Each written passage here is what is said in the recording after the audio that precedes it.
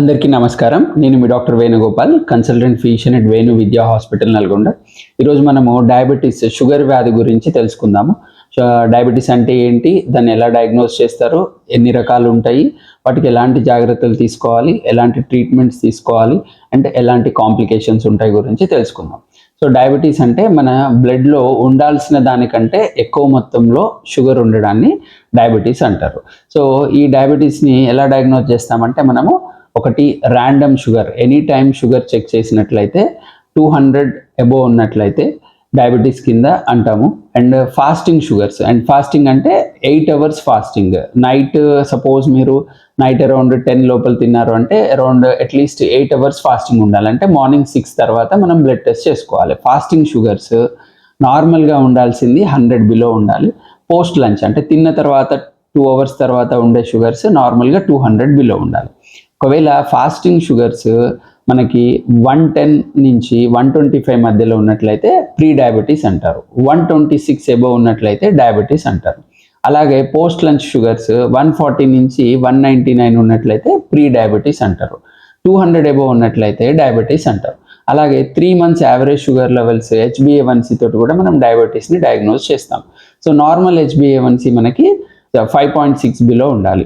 So 5.7 నుంచి 6.4 వరకు pre diabetes అంటారు. 6.5 అబోవ్ ఉన్నట్లయితే డయాబెటీస్ అంటారు. సో ఈ వాల్యూస్ని బట్టి మన యొక్క షుగర్ లెవెల్స్ బట్టి డయాబెటీస్ని డయాగ్నోస్ చేస్తారు. వీటిల్లో ఏ ఒక్కటి పాజిటివ్ ఉన్నా కానీ డయాబెటీస్ కిందకే మనం డయాగ్నోస్ చేస్తాం. సో ఈ డయాబెటీస్ ఎన్ని రకాలుగా ఉంటుంది, ముఖ్యంగా మనకి type 1 diabetes, type 2 diabetes and other genetic group of diabetes ఉంటాయి. ఇంకోటి జెస్టేషనల్ డయాబెటీస్ ఉంటుంది. సో ముఖ్యంగా మనము టైప్ 1 టైప్ 2 గురించి తెలుసుకుందాం. సో టైప్ 1 అంటే ఇదంతా immune mediated absolute insulin deficiency, అంటే వాళ్ళ బాడీలో ఇన్సులిన్ అనేది ఉండదు. సో వీళ్ళు టైప్ 1 డయాబెటీస్ అంటారు. వీళ్ళకి ట్రీట్మెంట్ ఇన్సులినే ఇవ్వాలి. ఇంకా టైప్ 2 డయాబెటీస్, టైప్ 2 డయాబెటీస్ అన్ని కూడా ఇన్సులిన్ రెసిస్టెన్స్ వల్ల, అంటే మన బాడీలో ఉన్న గ్లూకోజ్ని, ఉన్న సెల్స్ అన్ని కూడా సరిగ్గా యూటిలైజ్ చేసుకోలేక ఇన్సులిన్ రెసిస్టెన్స్ వల్ల డయాబెటీస్ వస్తుంది. సో ముఖ్యంగా టైప్ 1 డయాబెటీస్ పేషెంట్స్ అందరూ యంగ్ పేషెంట్స్ ఉంటారు. ఎక్కువ 20 ఇయర్స్ బిలో డయాగ్నోజ్ అవుతుంది. వీళ్ళకి ఇన్సులిన్ మాత్రమే ట్రీట్మెంట్ తీసుకోవాలి అండ్ లైఫ్ లాంగ్ యూజ్ చేసుకోవాలి అండ్ రెగ్యులర్ ఫాలోఅప్స్లో ఉండాలి. టైప్ 2 డయాబెటీస్ వచ్చేసి వీళ్ళంతా కూడా మనకి యూజువల్గా అడల్ట్, లైక్ అంటే 20-30 ఇయర్స్ అబోవ్ ఉన్న వాళ్ళు ఉంటారు. సో వీళ్ళకి డయాబెటీస్ డయాగ్నోజ్ అయినట్లయితే వీళ్ళు ఫస్ట్ ఇనిషియల్గా లైఫ్ స్టైల్ చేంజెస్, అంటే daily walking, physical activity, exercise and balanced nutritious diabetic diet ఇవన్నీ ఫాలో కావాలి. ఇలా ఫాలో అయినప్పుడు 4 to 6 weeks మళ్ళీ ఫాలో అయిన తర్వాత మళ్ళీ చెక్ చేసుకోవాలి. డయాబెటీస్ కంట్రోల్లోకి వస్తే మ్యాక్సిమం లైఫ్ స్టైల్ చేంజెస్ తోటి మనం ఎన్ని రోజులు డయాబెటీస్ మెడికేషన్ లేకుండా గడపగలుగుతామో అన్ని రోజులు దాన్ని మనం మెయింటైన్ చేయాలి. ఇలా life style changes, exercise, diet అన్నీ చేశాక కూడా మళ్ళీ వాళ్ళ షుగర్ లెవెల్స్ హై ఉన్నట్లయితే, డయాబెటిక్ రేంజ్లో ఉన్నట్లయితే ఖచ్చితంగా వీళ్ళు ట్రీట్మెంట్ తీసుకోవాలి. వీళ్ళకి ట్రీట్మెంట్ ఆప్షన్స్ టాబ్లెట్స్ ఉంటాయి, ఇన్సులిన్ ఉంటాయి. సో ఏ పేషెంట్కి ఏవి ఇవ్వాలి అన్నది వాళ్ళ యొక్క అదర్ ఫ్యాక్టర్స్, లైక్ వాళ్ళకి డయాబెటీస్ తోటి BP, cholesterol, heart issues, kidney issues, thyroid ఇలాంటివి ఉన్నట్లయితే మీ డాక్టర్ మీకు ఎలాంటి మెడిసిన్స్ సూటబుల్ అవుతాయి, టాబ్లెట్స్ వాడాలా, లేకపోతే ఇన్సులిన్ వాడాలా, లేకపోతే వీక్లీ వన్స్ టాబ్లెట్సా, వీక్లీ వన్స్ ఇంజెక్షన్సా అనేవి మీ డాక్టర్ డిసైడ్ చేసి చెప్తారు. దాని ప్రకారం వాడాలి. అండ్ ఈ డయాబెటీస్ పేషెంట్స్ ఒబిసిటీ ఉన్నట్టయితే, వెయిట్ ఉన్నట్టయితే, BMI అబౌవ్ 25 ఉన్నట్లయితే ఖచ్చితంగా వెయిట్ రిడక్షన్ చేసుకోవాలి. So minimum 5 to 7% of the body weight తగ్గాలి. వీళ్ళు తగ్గినట్లయితే డయాబెటీస్ కూడా కంట్రోల్కి వస్తుంది.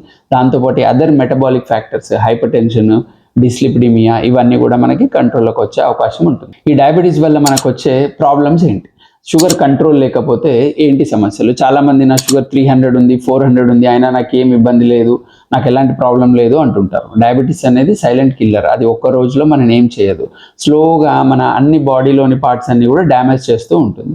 సో ఏం ప్రాబ్లమ్స్ వస్తాయి? సో డయాబెటీస్ ఒక 5 years అన్కంట్రోల్డ్ ఉన్నట్లయితే వీళ్ళందరికీ కూడా రెటినోపతి అంటే విజన్ లాస్ ఉంటుంది, న్యూరోపతి నరాలు తిమ్మిర్లు రావడము, మంటలు రావడము, తర్వాత స్పర్శ లేకుండా పోవడము, స్పర్శ లేకపోయేసరికి కాళ్ళకి అల్సర్స్ అవ్వడము, అండ్ ఒక్కొక్కసారి ఆ అల్సర్స్ మానకపోతే వేళ్ళు కాలు యాంపుటేషన్ చేయడము, ఇలాంటివన్నీ కూడా కాంప్లికేషన్స్ వస్తాయి.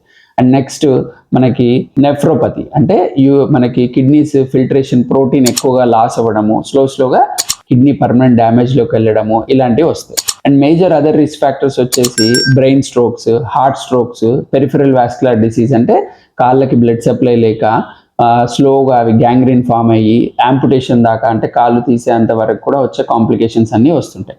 ఇవే కాకుండా వీళ్ళకి జిఐటి సిమ్టమ్స్ అంటే కొంతమందికి ఎక్కువసార్లు మోషన్ వెళ్ళడం, డైరియా లాగా ఉండడము, కొంతమందికి ఇండైజెషన్ అంటే గ్యాస్ట్రిక్ ఎంప్టీయింగ్ లేట్గా ఉండి తిన్నది ఎప్పుడు కడుపులో ఫుల్గా ఉండి బ్లోటింగ్ లాగా ఉండి ఎంప్టీయింగ్ స్లో అయ్యి ఇలాంటి సమస్యలు కూడా ఉంటాయి.